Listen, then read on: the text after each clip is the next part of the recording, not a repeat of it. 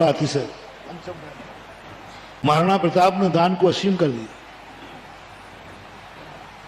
और जब वो भटक गए, युद्ध में से भागे, जंगल में थे,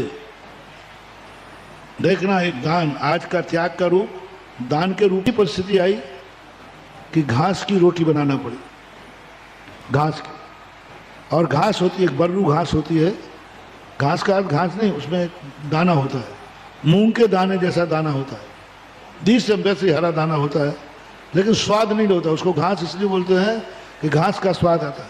मूंग की दाल में तो स्वाद है, उसमें तो स्वाद ही नहीं होता, जानवर भी नहीं खाते ठीक से उसको, लेकिन नुकसानदायक नहीं। उस घास के, बर्रू घास के कुछ इकट्ठे करके लाए और किस पर पत्थर के ऊपर उसको बांटा। उसकी राणा प्रताप कहते हैं पत्नी से 4 रोटियां बनाना। बोले इतना सा तो आटे ही है ये, और अपन 3 लोग हैं, नहीं 4 बनाना। बोले चौथी किसके लिए? बोले चौथी दान के लिए। उस अवस्था में दान, उस अवस्था में दान जहां खाने को नहीं है, खाने को नहीं मिल रहा है, और समय दान की बात याद आ जाए। पत्नी कहने लगी कि इस समय भी दान? बोले नहीं, असीम।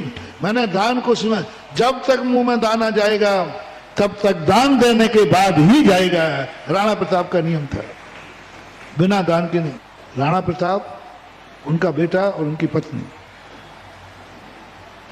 अजब दे उनकी पत्नी का नाम था, बिजोलिया की थी, राजस्थान में बिजोलिया है ना, वहां की थी, अजब दे। और उनका बेटा जो था वो बैठा जैसे अमर सिंह, बेटे का नाम था अमर सिंह। तीनों के बैठे हैं और अपने भगवान का नाम स्मरण करते हैं। उसी समय बुलाव आया, तीनों रोटी उठा के ले गए। अब क्या करो? एक रोटी बची थी जो दान की रखी थी। पत्नी ने उस तरफ देखा, राणा प्रताप ने नहीं नहीं, बेटा टन्ना के रो पड़ा, बेटा रो पड़ा।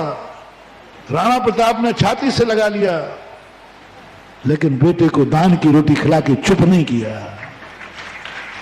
दान घोषित हो चुका है, दान घोषित हो चुका है, बस अब कुछ नहीं। बेटा भूख से रो रहा है, पत्नी भूखी, स्वयं भूखा, बेटे को रोटी देकर चुप नहीं किया। कोई बात नहीं, इस आपातकाल में तो खा लेता, तो कौन सी अभी दान दे दिया था, किसको पता था।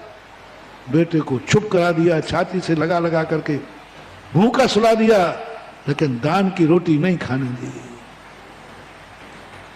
घोषित नहीं होने, घोषित भी नहीं किया था। और तुम लोग पता नहीं दान बोलने के बाद भी रोटी कैसे डकार जाते हो। दान बोलने के बाद भी कितने लोग हैं जो दान देने के बोलते तो देते हम, और देते समय नकार नकार करते हैं।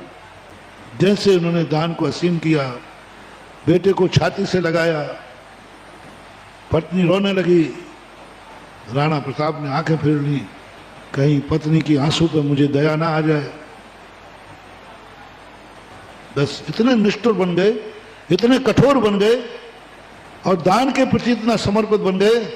उसी समय ब्रह्मांड हिलता है, उसी समय भामाशाय के अंदर, भामाशाय का हृदय विदित हो जाता है, भामाशाय कांप जाते हैं। उस रोटी जो दान की रखी थी, उसने भामाशाय को हिला दिया, और भामाशाय पूरी संपत्ति लेकर के रातों रात राणा को ढूंढते हुए पहुंच गए कि राणा साहब, ये सारी संपत्ति आपकी है, लो इस संपत्ति से युद्ध करो और पुनः पुनः जाकर के अपना उदयपुर का गला जीतो। एक रोटी का असीम दान का असीम धन आ गया। राणा लेने को तैयार नहीं है। बोले ये तो तुम्हारा धन है। बोले मुझे तुमने दान में नहीं दिया था जो तुम नहीं लोगे। बोले मैं दिया हुआ धन वापस लेता नहीं हूं। तो बोले राणा साहब, आपने मुझे दान में दिया था कि मजूरी दी थी?